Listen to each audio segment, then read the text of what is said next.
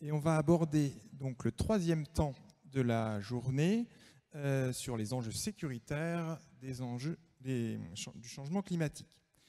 On va tout de suite commencer par une intervention d'introduction de Nadia Maizi, et puis ensuite on aura les différents intervenants avec lesquels on pourra échanger avec des temps de questions-réponses. Alors, merci d'être toujours là, ou de nous avoir rejoints. Donc, cet après-midi, on va s'interroger en fait sur cette question des enjeux sécuritaires. Et en réalité, c'est une occasion pour nous d'essayer de faire comprendre à quel point il y a des liens entre des sujets qui paraissent extrêmement lointains de la question du climat et qui, par contre, nous préoccupent, voire nous inquiètent. Et j'ai choisi comme illustration une photo prise en Algérie l'année dernière, non cette année en fait, d'un camp de nomades, non pas donc de déplacés, mais de gens qui se déplaçaient et qui ne se déplacent plus à cause des conséquences des changements climatiques, pour dire combien les intuitions premières peuvent être parfois contredites. Donc, ce que je voulais juste vous dire en introduction des exposés qui vont suivre, c'est cette idée où je vais rejoindre un de mes maîtres à penser, Gaston Berger, que tous les fils sont liés les uns aux autres. Et je voudrais qu'on relise ensemble cette citation écrite en 1960 et qui peut très bien s'appliquer au sujet qu'on va aborder ensemble. Donc, dans un monde où de multiples relations rattachent chaque jour plus étroitement chaque homme à tous les autres, nous comprenons que nous devons progressivement substituer à l'idée d'une finalité hiérarchique qui comparait les moyens par rapport à une fin précise, l'idée d'une finalité réciproque. Chaque morceau du monde tient à tous les autres. Et je crois que c'est vraiment l'enjeu de cette transition qui a été rappelée de différentes façons d'ailleurs ce matin, autant par l'approche interrogeant la question de l'innovation, qui fait écho à cette phrase fétiche où nous vous indiquions que les solutions des uns pouvaient devenir les problèmes des autres. Donc, je voudrais aussi rappeler cette phrase prononcée par Antonio Guterres, donc le secrétaire général de l'ONU, qui exprimait que le changement climatique, s'il n'est pas la source de tous les maux, constitue en fait un effet multiplicateur pour vous emmener dans les enjeux liés à la sécurité et le point de vue de différentes parties prenantes qui sont les armées.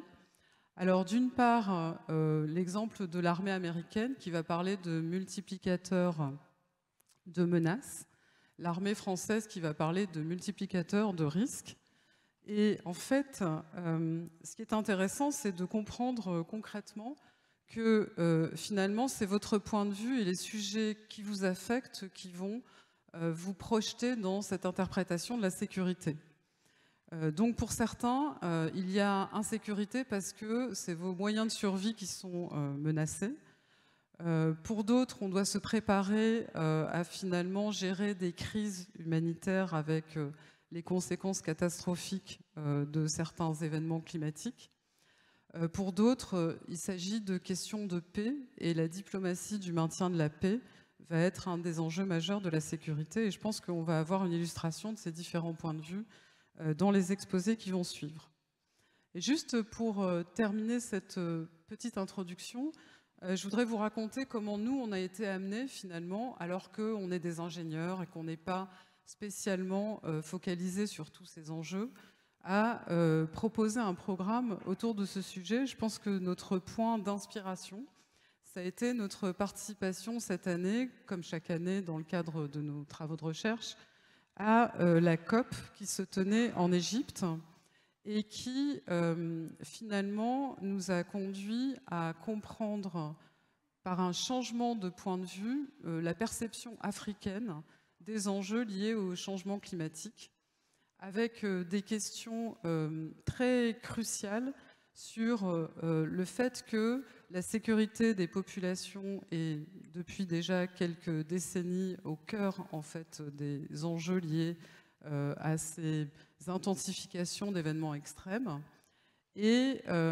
qu'il y a donc là un événement qui parlait du maintien de la paix nous a fait assister à une intervention du Premier ministre du Tchad qui parlait de cette région emblématique en fait des problématiques qui peuvent être rencontrées par le continent. Le lac Tchad, c'est depuis 1960, c'est 90% de la perte en fait en superficie du lac lui-même. C'est plus de 2,5 millions de déplacés. Et c'est une convergence en fait de différentes conséquences de ces changements climatiques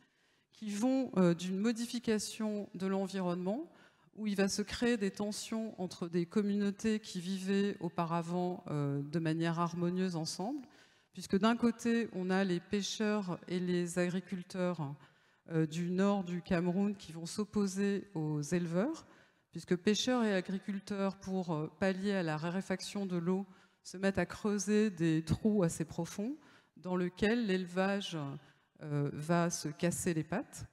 Et de ces conflits entre communautés autour d'une ressource qui s'est raréfiée vont cristalliser d'autres types de conflits avec l'arrivée de groupes terroristes comme Boko Haram qui,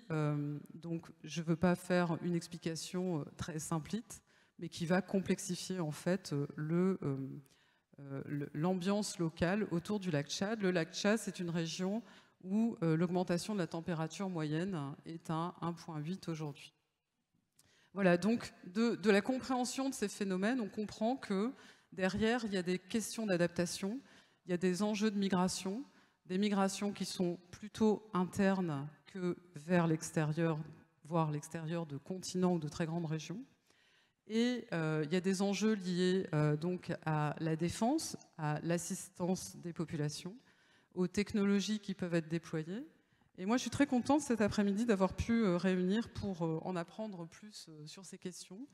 des gens qui se sont impliqués dans ces sujets à différents niveaux. Alors en fin d'après-midi, on aura une présentation de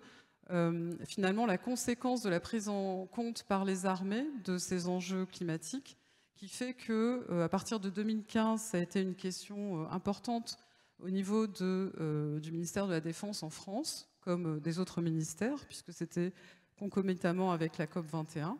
Et PSL, l'université PSL, a été sollicitée pour créer des scénarios d'anticipation avec des auteurs de bande dessinée. Et donc nous aurons la chance d'accueillir Cédric Denis-Rémy et Marie Roussy,